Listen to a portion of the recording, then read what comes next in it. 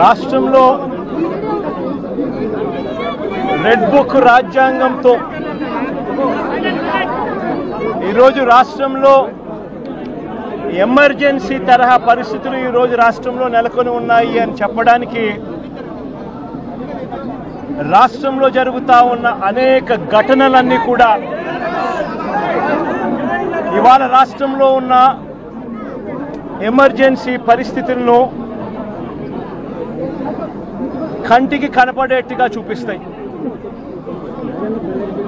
ఆశ్చర్యం కలిగించే విషయాలు నేను అడుగుతా ఉన్నాను. ఇదే చంద్రబాబు నాయుడు గారి ప్రభుత్వాన్ని అడుగుతా ఉన్నాను, చంద్రబాబు నాయుడుని అడుగుతా ఉన్నాను.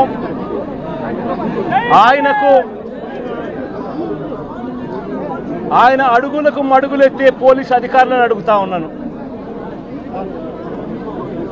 ఎందుకయ్యా ఈ ఆంక్షలు పెట్టారు అని అడుగుతా ఉన్నాను. ఎందుకయ్యా ఒక రాజకీయ నాయకుడు తమ పార్టీకి సంబంధించిన వాళ్ళను కలవడం ఏమైనా నేరమా అని అడుగుతా ఉన్నాను.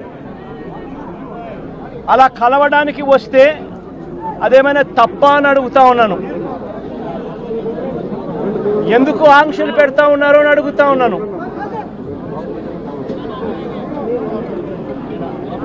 నా కార్యక్రమానికి నన్ను అభిమానించే వాళ్ళు ఎవరైనా కూడా వస్తే తప్పేమిటి అని అడుగుతా ఉన్నాను. వాళ్ళని రానివ్వకుండా ఏకంగా రోడ్లన్నీ తవ్వారు.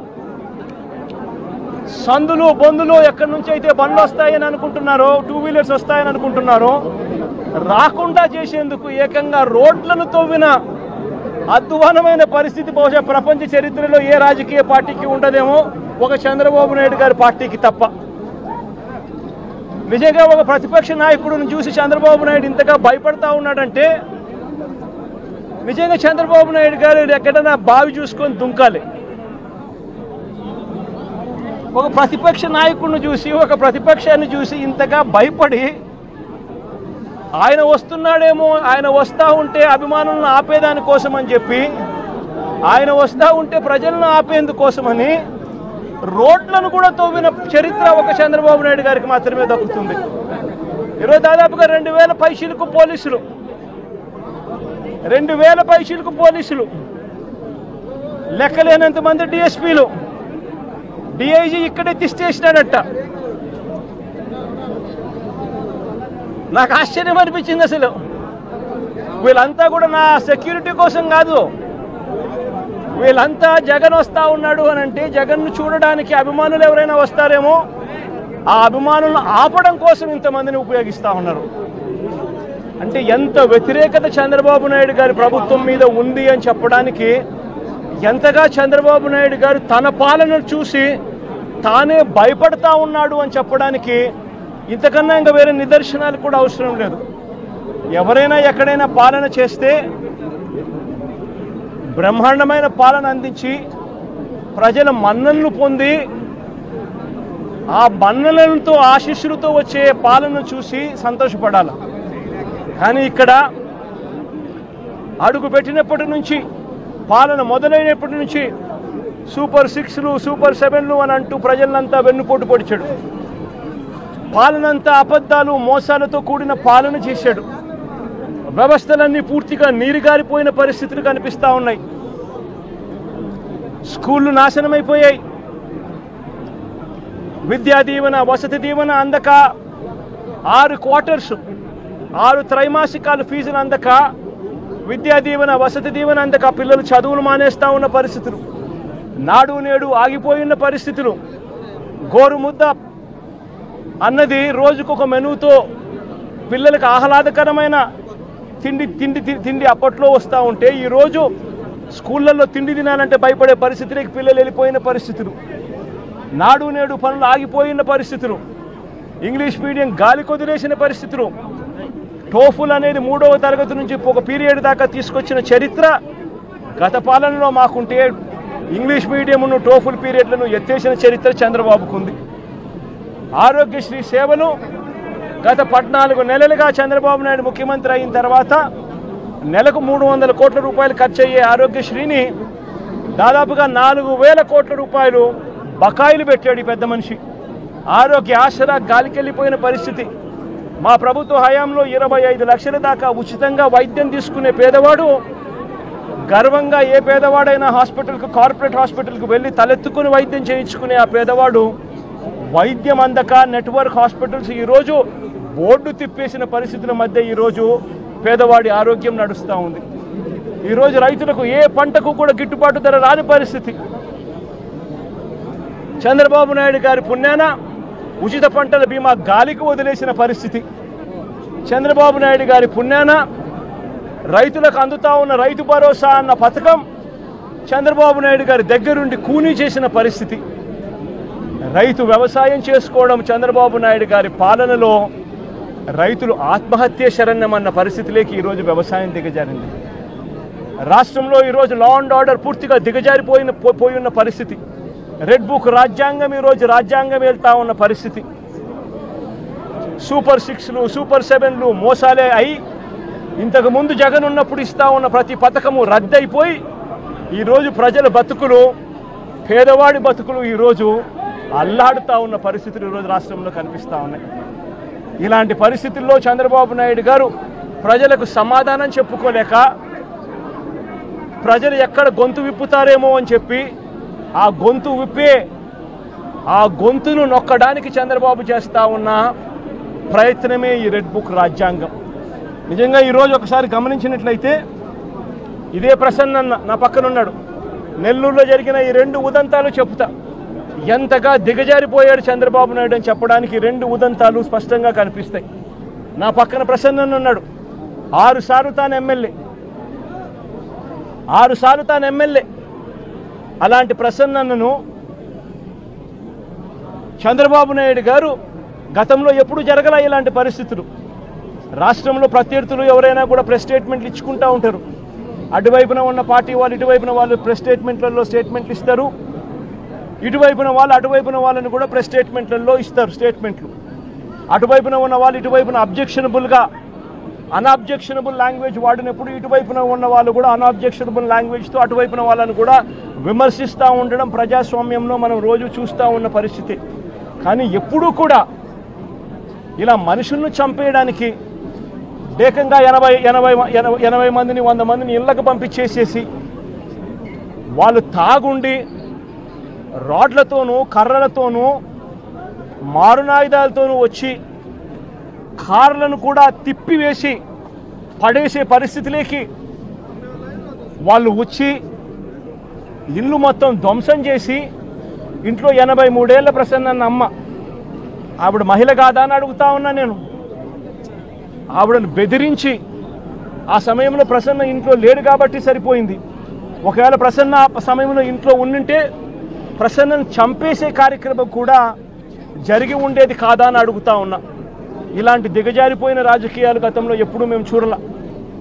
నేను అడుగుతా ఉన్నా, ఇదే చంద్రబాబు నాయుడు గారిని అడుగుతా ఉన్నా, అయ్యా చంద్రబాబు నాయుడు గారు మీ ఎమ్మెల్యేలు ఎంత హేయంగా మాట్లాడుతూ ఉన్నారు అని చెప్పడానికి నిదర్శనం నిన్న మొన్న జరిగిన నగిరి ఎమ్మెల్యే రోజమ్మ గురించి ఎక్స్ఎమ్మెల్యే అంటే Rojamma ex MLA sitting MLA Nagari Telugu Desam party MLA ఎలాంటి మాటలు మాట్లాడాడు.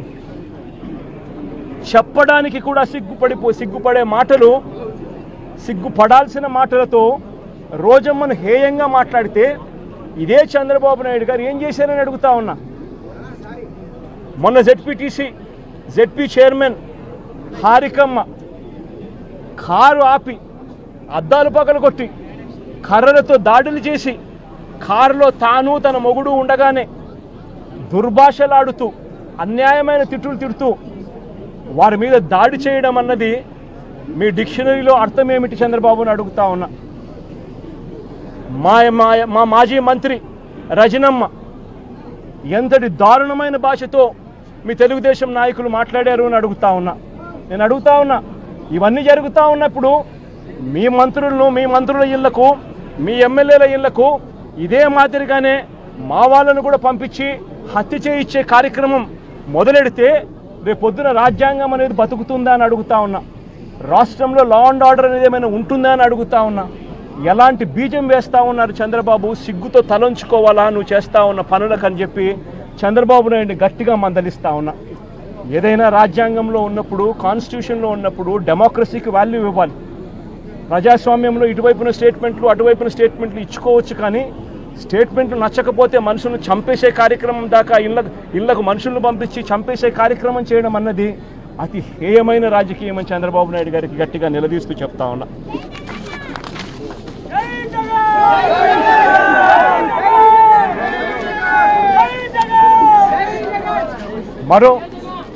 మరో ఉదాహరణ, నా పక్కనే ఉన్న గోవర్ధన్ అన్న కూతురు.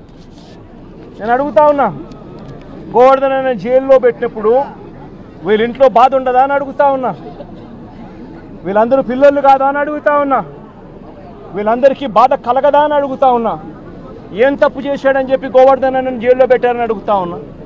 ఏకంగా 14 కేసులు, గోవర్ధన్ అన్న మీద పెట్టిన కేసులు ఏకంగా 14 కేసులు. ఒక కేసు అయిపోతూనే ఆ కేసు అయిపోయిన వెంటనే మరో కేసు పెడతా ఉన్నారు.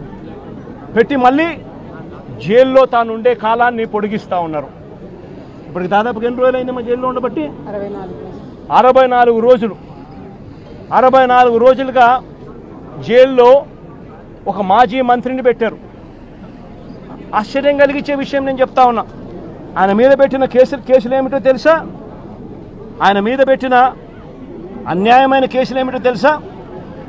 గోవర్ధన్ అన్న పార్టీ సెంట్రల్ ఆఫీస్లో ప్రెస్ మీట్ పెట్టి సాక్షిలో పబ్లిష్ అయిన తన ప్రెస్ మీట్ క్లిప్పింగ్ను వాట్సాప్ గ్రూపుల్లో ఫార్వర్డ్ చేశారంట. అదొక కేసు అయ్యా, అదొక కేసు. మనిషిని అరెస్టు. ఒక రాజకీయ నాయకుడు ఒక ప్రెస్ మీట్ పెడితే ఆ ప్రెస్ మీట్లో వచ్చిన దాన్ని మీడియా పబ్లిష్ చేస్తే ఆ పబ్లిష్ చేసిన ఐటెంను వాట్సాప్ గ్రూపుల్లో ఈయన ఫార్వర్డ్ చేస్తే ఆయనకు సంబంధించిన మనుషులకు అది కేసు. దాని మీద జైలు. మాజీ మంత్రికి మరో కేసు. టీడీపీ నెల్లూరులో టీడీపీ ఎమ్మెల్యే సోమిరెడ్డికి వ్యతిరేకంగా ప్రెస్ మీట్ పెడితే దానికి సంబంధించిన వీడియోను కాకాని ఫార్వర్డ్ చేశారంటూ ఇంకో కేసు పెట్టారు. అడుగుతా ఉన్నా, ఒక రాజకీయ నాయకుడు ప్రెస్ మీట్ పెడితే ఆ ప్రెస్ మీట్ తాను పెట్టిన దాన్ని తాను మళ్ళీ ఫార్వర్డ్ చేస్తే దాని మీద మళ్ళీ కేసు. ఉచితంగా తెలుగుదేశం పార్టీ ఇసుకే అన్నారు. ఉచితంగా ఇసుక అన్నారు. ఎక్కడ ఉచితంగా ఇసుకిస్తున్నారు అని అడుగుతా ఉన్నా. వైఎస్ఆర్ కాంగ్రెస్ పార్టీ హయాంలో రాష్ట్ర ఖజానాకు సంవత్సరానికి 750 కోట్ల ఆదాయం వచ్చేది. ఈరోజు రాష్ట్ర ఖజానాకు ₹1 రావడం లేదు ఆదాయం. రేటు చూస్తే ఇసుక గత ప్రభుత్వంలో మా ప్రభుత్వ హయాంలో కన్నా డబల్ రేటుకి అమ్ముతూ ఉన్నారు ఇసుకను. గుచ్చెలు విడిగా దోచేస్తూ ఉన్నారు రాష్ట్రాన్ని. అలాంటి సందర్భంలో ఇసుక ఉచితంగా దొరకడం లేదని, మీరు చెప్పింది ఇసుక ఉచితంగా ఇస్తామని చెప్పారు, ఆ ఇసుక ఉచితంగా దొరకడం లేదని భవన నిర్మాణ కార్మికులు నిరసన తెలిపితే ఆ గతంలో పోలిస్తే రేటు డబల్ అయ్యింది అని చెప్పి వాళ్ళంతా కూడా నిరసన తెలుపుతూ ఉంటే దానికి గోవర్ధన్ అన్న సంఘీభావం తెలిపాడు అని చెప్పి ఆ తెలిపిన దానికి మరో కేసు. ప్రజాస్వామ్యం ఎలా ఉందో చూడమని చెప్పి నేను అడుగుతా ఉన్నా. మీ ద్వారా రాష్ట్ర ప్రజలందరికీ కూడా విజ్ఞప్తి చేస్తూ ఉన్నా. ప్రజాస్వామ్యం ఎంత దారుణంగా ఉంది అని చెప్పడానికి జరుగుతూ ఉన్న ఈ ఘటనలు ఎలా అద్దం పడతా ఉన్నాయో గమనించమని అడుగుతా ఉన్నా. మరో కేసు వెంకటాచలం మాజీ జెడ్పీటీసీ శేషయ్యన్న మీద అక్రమంగా కేసు పెట్టి జైలుకు పంపితే దీన్ని నిరసిస్తూ గోవర్ధన్ అన్న మాట్లాడితే పోలీసులకు వ్యతిరేకంగా మాట్లాడారు అని చెప్పి దాని మీద కేసు పెట్టారు. నేను అడుగుతా ఉన్నా, నువ్వు ఏకంగా ఒక జెడ్పీటీసీని తీసుకొని పోయి అక్రమ కేసు నువ్వు పెడితే, నువ్వు అక్రమ కేసు పెట్టినావు అని చెప్పి ఆధారాలతో మాట్లాడిన ఆ వ్యక్తి మీద పోలీసులకు వ్యతిరేకంగా మాట్లాడారని చెప్పి కేసులు పెట్టడం ఎంతటి దారుణమో ఆలోచన చేయమని చెప్పి నేను కోరుతా ఉన్నా. కావలి నియోజకవర్గం ఇంకొక కేసు. కావలి నియోజకవర్గంలో కొల్లదిన్నెలో మా పార్టీ కార్యకర్తలపై తెలుగుదేశం పార్టీ వాళ్ళు దాడులు చేస్తే బాధితులను పరామర్శించి పోలీసులు పక్షపాత వైఖరిని తాను ఎండగడితే దాని మీద కూడా మళ్ళీ కేసు పెట్టారు. అంటే ఒక రాజకీయ పార్టీకి సంబంధించిన తన మనుషుల మీద అన్యాయంగా తెలుగుదేశం పార్టీ వాళ్ళు దాడులు చేసినా, బాధితులను వీళ్ళు పరామర్శించిన, మా వాళ్ళు పోలీసుల పక్షపాత వైఖరిని వీళ్ళు ఎత్తి చూపించినా దాని మీద కూడా కేసు పెట్టే కార్యక్రమం జరుగుతూ ఉంది. ఇంకా ఆశ్చర్యకరమైన విషయం, ఇది నిజంగా నవ్వాలనో ఏడవాలనో కూడా అర్థం కాని దారుణమైన కేసు. 2024 ఎన్నికల సందర్భంగా అంటే ఎలక్షన్ కమిషన్ ఆధ్వర్యంలో నడుస్తూ ఉన్న పీరియడ్లో ఆ టైంలో లిక్కర్ పంచుతా ఉన్నారని చెప్పి కేసు పెట్టినారు.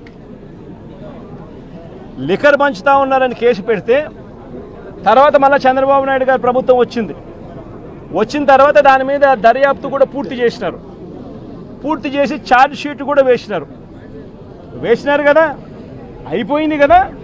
మళ్ళా సంవత్సరం తర్వాత అదే ఛార్జ్ షీట్లోకి మళ్ళీ వెళ్ళి గోవర్ధన్ రెడ్డిని ఇప్పుడు ఇరికిస్తూ ఉన్నారు. ఏమయ్యా ఇది నాకు అర్థం కావడంలా.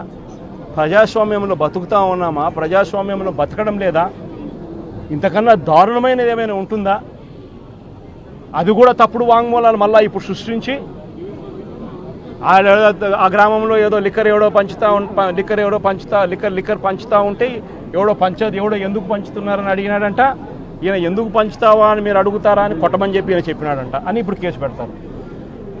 ఎంతటి దారుణంగా జరుగుతూ ఉందో ఒకసారి చూడమని అడుగుతా ఉన్నా.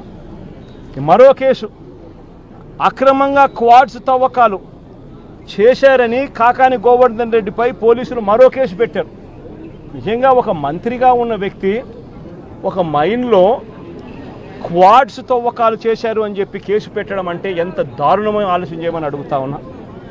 ఈ కేసులో పసలేదు అని చెప్పి కోర్టు నిర్ధారించి A1, A2, A3లకు యాంటిసిపేటరీ బెయిల్ కూడా ఇచ్చింది.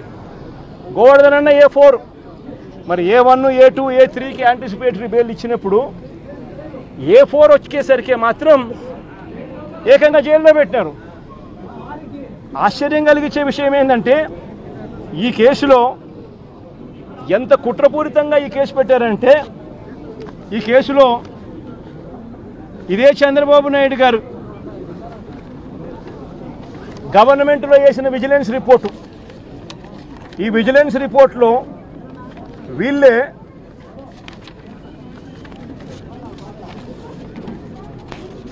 The village revenue officer Sri Siddam Pullaya also confirmed that no quarrying activities had been carried out for the past 4 years. ఈ లేచిన విజిలెన్స్ రిపోర్ట్లోనే ఇదే ఊర్లోనే తాటిపర్తి అనే విలేజ్లో ద విలేజ్ రెవెన్యూ ఆఫీసర్ సిద్ధం పుల్లయ్య అనే వ్యక్తి కన్ఫర్మ్ చేసినాడంట, no quarrying activities had been carried out for the past 4 years అని. నేను అడుగుతా ఉన్నా, ఏందయ్యా ఇది నాకు అర్థం కావడం లేదంట. ఈ కేసు సరిపోదు అని చెప్పి ఈ కేసులో పసలేదని ఏకంగా SC ST కేసు పెట్టినారు. మళ్ళీ దీంట్లో మైనింగ్లో SC ST కేసు పెట్టినారు. నిజంగా ఎంత దారుణమైన వీళ్ళ పరిస్థితి ఏమిటి అని ఆలోచన చేయమని అడుగుతా ఉన్నా. సేడిజం అన్నది చంద్రబాబు నాయుడులో నరాలలో సేడిజం అన్నది ఎంతగా ఉంది అని చెప్పడానికి ఇవన్నీ కూడా నిదర్శనాలు కావా అని అడుగుతా ఉన్నా. మరో కేసు,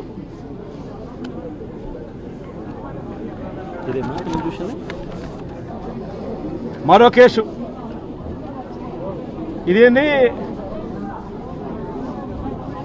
మాగుంట శ్రీనివాసరెడ్డి అనే వ్యక్తి ఎంపీ, ఆయన నాలెడ్జ్ తెలియకోకుండా ఎవరో మైనింగ్ పర్మిషన్ తీసుకున్నారట, ఇల్లీగల్గా మైన్ చేశారంట, ఫోర్జరీ సంతకాలట. ఆ కేసు ఎప్పుడు పెట్టాము? మా ప్రభుత్వ హయాంలో మేము బుక్ చేసిన కేసు.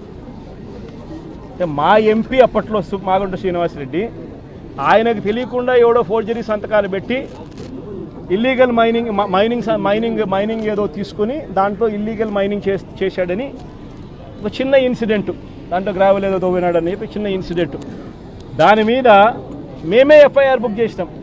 మా ఎంపీ సంతకం దొంగ సంతకం చేసినాడు అని చెప్పి మేమే పెట్టించినాం. దాంట్లో మళ్ళీ విజిలెన్స్ ఎంక్వైరీ, ఆ విజిలెన్స్ ఎంక్వైరీలో విజిలెన్స్ వాళ్ళు క్లియర్ కట్గా దీంట్లో చవ్వా చంద్రబాబు నాయుడు, ఆయన పేరు కూడా చవ్వా చంద్రబాబు నాయుడు, ఆ ఫోర్జరీ చేసినాడు కూడా,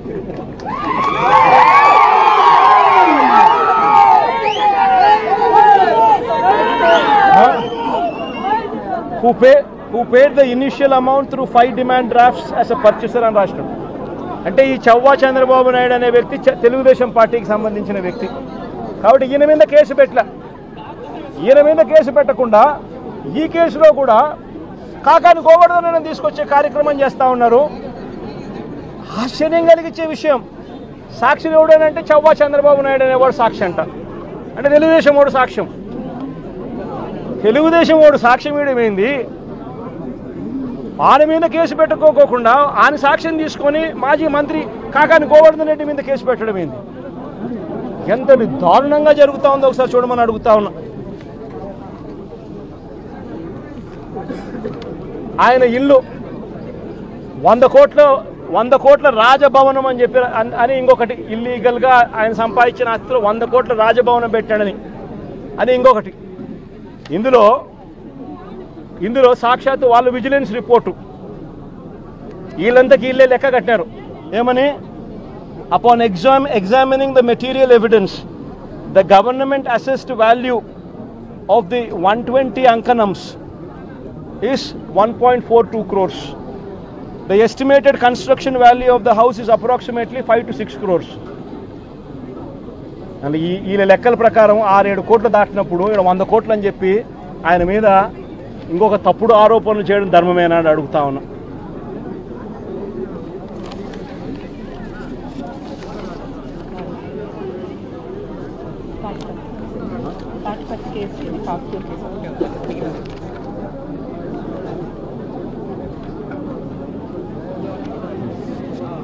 ఇలాంటి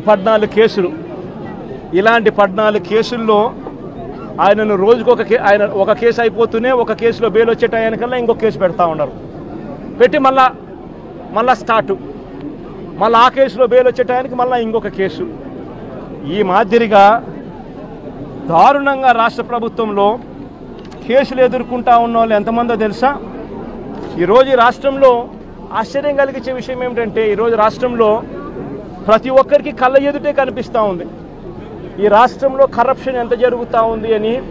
విచ్చలవిడిగా కరప్షన్ ఏ స్థాయిలో జరుగుతూ ఉందని రాష్ట్రంలో ప్రతి ఒక్కరికి కూడా కళ్ళ ఎదుటే కనిపిస్తూ ఉంది. ఈరోజు రాష్ట్రంలో లిక్కర్ మాఫియా చేశారు. రాష్ట్రంలో లిక్కర్ షాపులు అన్నీ కూడా ఎవరికి ఉన్నాయి అని అందరికీ తెలుసు. ఏ నియోజకవర్గానికి వెళ్ళినా కూడా ఆ ఎమ్మెల్యే ఆ లిక్కర్ మాఫియా కార్టెల్ బాసు అని చెప్పి ఎవడైనా చెప్తాడు. ఏ నియోజకవర్గం వెళ్ళినా కూడా ప్రతి గ్రామంలోనూ ఆక్షన్లు పాడి బెల్ట్ షాపులు నడిపిస్తూ ఉన్నారన్న సంగతి ప్రతి ఒక్కరికి తెలుసు. ఏ నియోజకవర్గంలో అయినా కూడా ఇల్లీగల్ పర్మిట్ రూములతో లిక్కర్ అమ్ముతున్నారు అనే సంగతి కూడా అందరికీ కనిపిస్తూ ఉంది. ఈ ఇల్లీగల్ పర్మిట్ రూమ్లో అయినా కూడా, ఈ బెల్ట్ షాపుల్లో అయినా కూడా ఎంఆర్పి రేటు కన్నా ఎక్కువ రేటుకు లిక్కర్ అమ్ముతున్నారు అనే సంగతి కూడా అందరికీ తెలుసు. రాష్ట్రంలో ప్రతి ఒక్కరికి ఇదంతా కనిపిస్తూ ఉంది. సాక్షాత్తు డిఐజీల ఆధ్వర్యంలో డిఎస్పీల ఆధ్వర్యంలో సిఐలు, వీళ్ళే ఒక ముఠా, మాఫియా ముఠా. వీళ్ళే డబ్బులు కలెక్ట్ చేస్తారు, వీళ్ళే అలా అమ్మనిస్తారు, అలా అమ్మిన దానికి వీళ్ళే డబ్బులు తీసుకుంటారు, వీళ్ళే ఎమ్మెల్యేలకు డబ్బులు ఇస్తూ ఉన్నారు. చివరికి ఎమ్మెల్యేలకింత, చంద్రబాబుకింత, మధ్యలో పోలీసులకింత అని ఏకంగా పోలీస్ మాఫియా నడుపుతూ ఉన్నారు డిఐజీల ఆధ్వర్యంలో చంద్రబాబు నాయుడు గారు ఆంధ్ర రాష్ట్రంలో ఏ నియోజకవర్గంలో తీసుకున్నా కూడా అక్కడ ఇసుక అన్నది యథేచ్ఛగా దోపిడీ జరుగుతూ ఉంది. మిషన్లు పెట్టి కొట్టేస్తూ ఉన్నారు. ఎక్కడ ఉచితంగా ఇసుక ఇస్తూ ఉన్నారని అడుగుతా ఉన్నా. కళ్ళ ఎదుటే కనిపిస్తూ ఉంది. నియోజకవర్గంలో ఏ మైన్స్ ఉన్నా, ఎందుకు ఇదే నెల్లూరు జిల్లాలో సిలికా క్వాడ్స్ దోచేస్తూ ఉన్నారు ఏకంగా. ఎవడు సిలికా మైన్స్, ఎవడు క్వార్ట్స్ మైన్స్ ఎవడుకున్నా కూడా వాళ్ళు ఇక్కడ లోకల్గా ఉన్న విపిఆర్ అనే ఆయన పెద్ద మనిషికి ఆయన ద్వారానే అమ్మాల. ఇష్టం వచ్చిన రేటుకి అమ్మకూడదు, ఆయన ఫిక్స్ చేసిన ఆ రేటుకే ఆయన ద్వారానే అమ్మాల. నెల్లూరులో ఉన్న సిలికా మైన్స్లో ఉన్న ప్రతి ఒక్కరికి తెలిసి ఈ విషయం. కోర్టు కేసు వేసినారు, సిలికా ఓనర్స్ అందరూ కోర్టు కేసు వేసినారు. ఇదేం అన్యాయమయ్యా, ఇది మాకు మైనింగ్ పర్మిట్లు ఎందుకు ఇవ్వడం లేదయ్యా, మైనింగ్ పర్మిట్లు ఒక మాఫియా ఫామ్ చేసి ఈ రూట్లో వస్తేనే మైనింగ్ పర్మిట్లు ఇస్తారని చెప్పడం ధర్మమేనా అని చెప్పి ఏకంగా కోర్టులో కేసు వేసినారు. సిలికా క్వార్ట్స్ ఈయన కలెక్ట్ చేస్తాడు, ఈయన ఇంత పెట్టుకుంటాడు, నారా లోకేష్ బాబుకు చంద్రబాబు నాయుడుకి ఇంత పంపిస్తున్నాడు. ఏ నియోజకవర్గంలో తీసుకున్నా కూడా ఆ నియోజకవర్గంలో మైన్స్ ఏదున్నా కూడా ఆ మైన్స్ ప్రతి మైన్లోనూ కూడా ఎమ్మెల్యే గారిని కలవాలా, పోలీసులు హుకుం జారీ చేస్తారు, డబ్బులు కలెక్ట్ చేస్తారు, ఎమ్మెల్యే గారికి ఇంత ఇవ్వాలా, మిగతాది పోలీసులు ఇంత పెట్టుకుంటారు, పైకి పంపిస్తామన్నారు డబ్బులు మిగతాది. ఏ నియోజకవర్గంలో చూసుకున్నా కూడా విచ్చలవిడి పేకాట క్లబ్బులు, ప్రతి పేకాట క్లబ్కు కూడా రేటును బట్టి 10,000 రూపాయలు పేకాట క్లబ్ అయితే నెలకు 6 లక్షలు ఇవ్వాలి. 5 లక్షల రూపాయలు పేకాట క్లబ్ రన్ చేసేది అయితే ఏకంగా వెస్ట్ గోదావరి జిల్లాలో అయితే ఏకంగా ఒక పేకాట క్లబ్బుల్లోనే 1 కోటి రూపాయలు ఇస్తున్నారు. ఉచ్చల విడిగా కరప్షన్ జరుగుతూ ఉంది. పోలీసుల సమక్షంలో, పోలీసుల ఆధ్వర్యంలో మాఫియా ఫామ్ చేసి ప్రతి నియోజకవర్గంలో జరుగుతారు.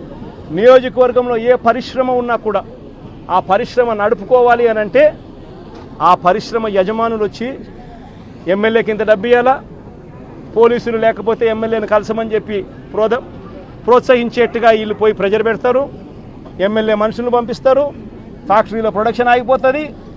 ఆ ఎమ్మెల్యేను పోయి యాజమాన్యం పోయి కలిసి ఆయనకు తులమో ఫలమో చేతిలో పెట్టాలా నెల నెల, అందులో ఆయన ఎమ్మెల్యే ఇంత పెట్టుకుంటాడు, డిఐజీ ఆధ్వర్యంలో పోలీసులకు ఇస్తాడు, పోలీసులు కొంచెం పెట్టుకొని మిగతాది పెద్దబాబుకు చిన్నబాబుకు పంపిస్తూ ఉన్నారు. రాష్ట్రంలో విచ్చలు విడిగా కరప్షన్ జరుగుతూ ఉంది, కళ్ళ ఎదుటే కనిపిస్తూ ఉంది. కానీ ఇంత కళ్ళ ఎదుట ఇవన్నీ కూడా కనిపిస్తూ ఉన్నా కూడా ఎవ్వరూ కూడా మాట్లాడకూడదు. విచ్చలవిడిగా భూములు శనిక్కాయలకు బెల్లాలకు అమ్మేస్తారు ఇలా కావలసిన వాళ్ళకు. వీళ్ళకి నచ్చినోడు ఎవడన్నా ఉన్నాడంటే 99 పైసలకు భూములు ఇస్తారు. వీళ్ళకి నచ్చినోడు ఎవడన్నా ఉన్నాడు అని అంటే ఏకంగా 30 ఏళ్ళ కాంట్రాక్టు, 40 ఏళ్ళ కాంట్రాక్టు, రూపాయిన్నర ఇస్తే చాలంటారు. విచ్చలవిడిగా భూములు శనిక్కాయలకు బెల్లాలకు అమ్మేస్తూ ఉన్నారు. 4 రూపాయలు 60 పైసలకు పీపీఎల్ చేసుకుంటా ఉన్నారు. 2 రూపాయలు 49 పైసలకు మేము ఆ రోజుల్లో పీపీఎల్ చేసుకుంటే నానా యాగి చేసిన ఇదే పెద్ద మనుషులు. అంత విచ్చలవిడిగా కరప్షన్ ఒక వైపున జరుగుతూ ఉంది, మరోవైపున సూపర్ 6, సూపర్ 7లో గాలికి ఎగిరిపోయాయి. ప్రతిదీ కూడా మోసమని తేలిపోయింది. వ్యవస్థలన్నీ కూడా పూర్తిగా నీరుగారిపోయిన పరిస్థితులు కనిపిస్తూ ఉన్నాయి. ఏ మనిషి కూడా సంతోషంగా లేని పరిస్థితిలో చంద్రబాబు ప్రభుత్వంలో కనిపిస్తూ ఉంటే ఈ మనుషుల తరపున, ఈ ప్రజల తరపున ఏ గొంతు వినపడకూడదు అని చెప్పి ఏకంగా ఈ పెద్ద మనిషి పిన్నెల్లి రామకృష్ణారెడ్డిని జైల్లో పడేసినాడు. ఈయన 4 సార్లు ఎమ్మెల్యే. దళిత మాజీ ఎంపీ నందిగాం సురేష్ను 190 రోజులు జైల్లో పెట్టాడు. ఈయన దళిత మాజీ ఎంపీ. మాజీ మంత్రి జోగి రమేష్ కొడుకును రాజీవ్ అనేవాడిని ఆయనను జైల్లో పెట్టాడు కేసులు పెట్టి. వల్లభనేని వంశీని ఒక కేసు అయిపోయిన తర్వాత మరో ఒక కేసు చిత్రహింసలు పెడుతూ జైల్లో పెట్టారు ఈ పెద్ద మనిషి. ఎంపీ మిథున్ రెడ్డిని కేవలం పెద్దిరెడ్డి రామచంద్రారెడ్డి చంద్రబాబు నాయుడును ఆయన కాలేజీ టైంలో ఈయన ఇద్దరు కాలేజీలలో స్టూడెంట్గా ఉన్నప్పుడు ఇద్దరు కలిసి చదువుకున్నారని, ఆ కలిసి చదువుకున్నప్పుడు పెద్దిరెడ్డి రామచంద్రారెడ్డి చంద్రబాబు నాయుడు చెప్పుతో కొట్టినాడు అని చెప్పి.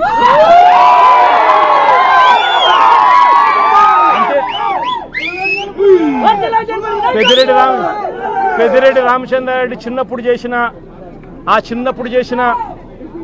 చిన్న గొడవ చంద్రబాబు నాయుడు మనసులో ఎంతగా నాటుకొని పోయింది అని అంటే ఏకంగా పెద్దిరెడ్డి రామచంద్రారెడ్డి కొడుకును ఎట్ట తిరిగి జైల్లో పెట్టాలా, పెద్దిరెడ్డి రామచంద్రారెడ్డికి మనక్షోభ కలిగించాలా, అని ఎంత సేడిస్టిక్గా ఆయన వ్యవహరిస్తూ ఉన్నాడు అని చెప్పడానికి ఇదొక నిదర్శనం. కాలేజీ టైంలలో గొడవలు జరుగుతూ ఉంటాయి, కొట్టుకుంటూ ఉంటారు. పిల్లోళ్ళన్నా కొట్టుకోకుండా ఉంటారా?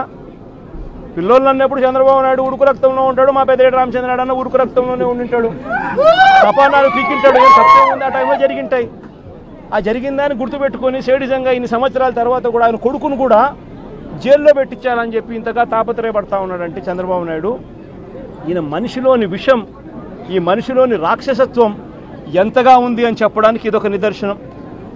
మరొకరు చెవిరెడ్డి భాస్కర్ రెడ్డి. పాపం చెవిరెడ్డి భాస్కర్ రెడ్డి ఏం తప్పు చేసినాడో నాకైతే తెలియదు. కేవలం ఆయన చంద్రగిరి కాన్స్టిట్యున్సీకి ఎమ్మెల్యే కావడం. ఇదే చంద్రగిరి కాన్స్టిట్యున్సీ చంద్రబాబు నాయుడు సొంత కాన్స్టిట్యున్సీ. ఇదే చంద్రబాబు నాయుడు సొంత కాన్స్టిట్యున్సీ చంద్రగిరిలో 1983లో 1978లో ఆయన కాంగ్రెస్ పార్టీలో మంత్రిగా ఉండి పోటీ చేసి 17,000తో ఓడిపోయినాడు చంద్రగిరి కాన్స్టిట్యున్సీలో 1983లో. ఆ తర్వాత ఆయన ఓడిపోయి మళ్ళీ వాళ్ళ మామూలు కాళ్ళు పట్టుకొని గడ్డం పట్టుకొని మళ్ళీ 1989లో తెలుగుదేశం పార్టీలో చేరి అక్కడ రాజ్యమేలి కుప్పం అనే నియోజకవర్గాన్ని, బీసీలు అధికంగా ఉన్న కుప్పం అనే నియోజకవర్గంలోకి వెళ్ళి పోటీ చేస్తూ ఉన్నాడు. ఈ చంద్రగిరి నియోజకవర్గం ఆయన చేతుల్లో నుంచి వెళ్ళిపోయింది అని, ఈ చంద్రగిరి అనే నియోజకవర్గం ఆయన సొంత ఊరుంది కాబట్టి అక్కడ ప్రజలు చంద్రబాబు నాయుడు ఓడించినారు అని బాధ తట్టుకోలేక భాస్కర్ను వేధించి జైల్లో పెట్టించే కార్యక్రమాలు చేస్తూ ఉన్నాడు. చివరికి భాస్కర్ ఒకడే కాదంట, భాస్కర్ కొడుకు మొన్న కంటెస్ట్ చేసినాడు. పాపం లండన్ నుంచి వచ్చినాడు పాపం ఆ పిల్లోడు కూడా మొన్న కంటెస్ట్ చేసినాడు. ఆ పిల్లోని కూడా కేసులో పెట్టినారు. ఇదే పెద్ద మనిషి చంద్రబాబు నాయుడు కొడాలి నానిని, పేర్ని నాని భార్యను కూడా చివరికి అని కూడా చూడకుండా ఆమెను కూడా కేసులో పెట్టాలని చిత్రహింసలే. అనిల్ కుమార్ యాదవ్ ఇక్కడ జిల్లాలో మీ అందరికీ పరిచయస్తుడైన బీసీ నాయకుడు, మంత్రిగా ఎదిగిన వ్యక్తి, యువకుడు, ఇలాంటి వ్యక్తిని కూడా దొంగ కేసుల్లో ఇరికించాలని చెప్పి ఏకంగా ప్రయత్నం చేస్తే ఆ కేసులో ఆ విట్నెస్ వెళ్ళి జడ్జి ముందర పోలీసులు నన్ను 3rd డిగ్రీ ఉపయోగించి నన్ను దొంగ స్టేట్మెంట్ తీసుకునే ప్రయత్నం చేశారు అని చెప్పి ఏకంగా మెజిస్ట్రేట్ ముందర చెప్పినాడు అనంటే ఎంతటి దారుణంగా వీళ్ళు పోలీసులను ఉపయోగిస్తున్నారని చెప్పడానికి ఇదొక నిదర్శన. జోగి రమేష్ మరో బీసీ నాయకుడు, సజ్జల రామకృష్ణారెడ్డి మా పార్టీలో మరో సీనియర్ నాయకుడు, ఆయన కొడుకును కూడా వదలడంలా, ఆయన కొడుకును కూడా భార్గవరెడ్డి అనే ఆ పిల్లని కూడా వేధించే కార్యక్రమే. వైవి సుబ్బారెడ్డి మరో మా పార్టీకి సంబంధించిన మరో సీనియర్ నాయకుడు, ఆయనను ఒకడే కాదు ఆయన కొడుకును కూడా మళ్ళీ తీసుకొచ్చే కార్యక్రమం. దేవినేని అవినాష్ విజయవాడకు సంబంధించి దేవినేని అవినాష్ మా జిల్లా కృష్ణా జిల్లా అధ్యక్షుడు, ఆయనను కూడా చిన్నపిల్లోడని కూడా చూడకుండా ఆయన మీద కూడా కేసులే. తలసిల రఘురాం, అంబటి రాంబాబు, అంబటి మురళి, విడుదల రజని, దళిత ఎమ్మెల్యే చంద్రశేఖర్, బూచేపల్లి శివప్రసాద్, ఉషశ్రీ చరణ్, తోపదుర్తి ప్రకాష్ రెడ్డి, మాజీ ఎంపీ గోరంట్ల మాధవ్, మేరుగ నాగార్జున్, దాడిశెట్టి రాజా, అబ్బాయి చౌదరి, సుధీర్, సత్తెనపల్లి మన తరపున పోటీ చేయబోతా ఉన్న క్యాండిడేట్, లేళ్ల అప్పిరెడ్డి, గోపిరెడ్డి శ్రీనివాసరెడ్డి, సిదిరి అప్పలరాజు, మరో బీసీ మంత్రి ఉప్పాల రాము, మన ZP chairman Uppala Harika husband, Mondithoka Arun మన పార్టీకి సంబంధించిన ఎమ్మెల్సీ దళితుడు. ఈ నాయకులందరి మీద కూడా తప్పుడు కేసులే. మా ప్రతాప్ అన్న కూడా ఇక్కడే ఉన్నాడు. ప్రతాప్ అన్న కూడా మీద కూడా ఇంకొక తప్పుడు కేసు. ఇవి కాక ఇతర నాయకుల మీద, ఇతర కార్యకర్తల మీద సోషల్ మీడియాలో చంద్రబాబు నాయుడు గారి ప్రభుత్వం చేస్తూ ఉన్న అన్యాయాలను ప్రశ్నిస్తూ ఉన్న వాళ్ళ మీద కొన్ని వేల సంఖ్యలో కేసులు పెడతా ఉన్నారు, హరాస్మెంట్ చేస్తూ ఉన్నారు. నేను అడుగుతా ఉన్నా చంద్రబాబు నాయుడు గారిని, అయ్యా చంద్రబాబు, నువ్వు చేసే ప్రతి పని కూడా ఒక తప్పుడు సాంప్రదాయానికి నువ్వు విత్తనం విత్తుతున్నావు. ఇదే విత్తనం రేపొద్దున వృక్షం అవుతుంది. నువ్వు ఏదైతే ఇత్తుతావో అదే పండుతుంది. రేపొద్దున ఎల్లకాలం నీ ప్రభుత్వమే ఉండదు. రేపొద్దున కన్ను మూసుకొని కన్ను తెరిచేసరికి మరో 3 సంవత్సరాలు అయిపోతుంది. 3 సంవత్సరాలు అయిపోతే ఆ తర్వాత వచ్చేది మా ప్రభుత్వం. మా ప్రభుత్వం వచ్చిన తర్వాత ఇదే చంద్రబాబు నాయుడు గారి అడుగులకు మడుగులు ఎత్తిన ఈ పోలీస్ అధికారులకు ఎవరెవరైతే అన్యాయాలు చేశారో, ఎవరెవరైతే తప్పుడు పనులు చేశారో వాళ్ళందరిది కూడా లెక్క జమా తీస్తాం. వాళ్ళందరినీ కూడా చట్టం ముందర నిలబెడతాం. వాళ్ళందరినీ కూడా ఏదైతే మీరు విత్తనం విత్తారో అదే రేపొద్దున రెండింతలై మీకు తిరగబడితే మీ పరిస్థితి ఎలా ఉంటుందో మీ అందరికీ కూడా రేపొద్దున అర్థమయ్యేట్టుగా కూడా ఖచ్చితంగా రాబోయే రోజుల్లో జరుగుతుంది. ఇప్పటికైనా మేలుకో చంద్రబాబు అని చెప్తున్నా, ఇప్పటికైనా చంద్రబాబు తెలుసుకో అని చెప్తా ఉన్నా, ఇప్పటికైనా మీ నైజాన్ని మీ వైఖరిని మార్చుకో అని చెప్తా ఉన్నా. అలా చెయ్యకపోతే మాత్రం రేపొద్దున జరిగే పరిణామాలకు మాత్రం ఖచ్చితంగా బాధ్యత మీరే వహించవలసి వస్తుంది చంద్రబాబు నాయుడు గారిని. ఆయనకు అడుగులకు మడుగులు ఎత్తే ఈ అవినీతి అధికారులను వీళ్ళందరినీ కూడా హెచ్చరిస్తూ ఉన్నా. అధికారులు కొంతమంది అనుకుంటా ఉండొచ్చు మేము రిటైర్ అయిపోతామనో, లేకపోతే విఆర్ఎస్ తీసుకొని పోతామనో, లేకపోతే ఇక్కడ నుంచి కనపడకుండా విదేశాలకు వెళ్ళిపోతామేమో అని చెప్పి అనుకుంటా ఉండొచ్చు. ప్రతి అధికారికి చెప్తా ఉన్నా, సప్త సముద్రాలు అవుతాయి,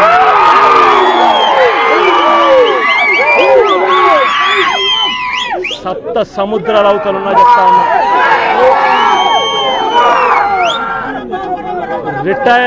రిటైర్ అయి ఉన్నా కూడా చెప్తా ఉన్నా, విఆర్ఎస్ తీసుకొని ఉన్నా కూడా చెప్తా ఉన్నా. ప్రతి ఒక్కరిని పిలిపిస్తాం. ప్రతి ఒక్కరిని కూడా పిలిపించి మీరు చేసిన ప్రతి పని కూడా చట్టం ముందర నిలబెట్టి మీ అందరికీ కూడా ఖచ్చితంగా శిక్ష పడేలా ఖచ్చితంగా అడుగులు పడతాయని మాత్రం ప్రతి ఒక్కరిని హెచ్చరిస్తా ఉన్నా.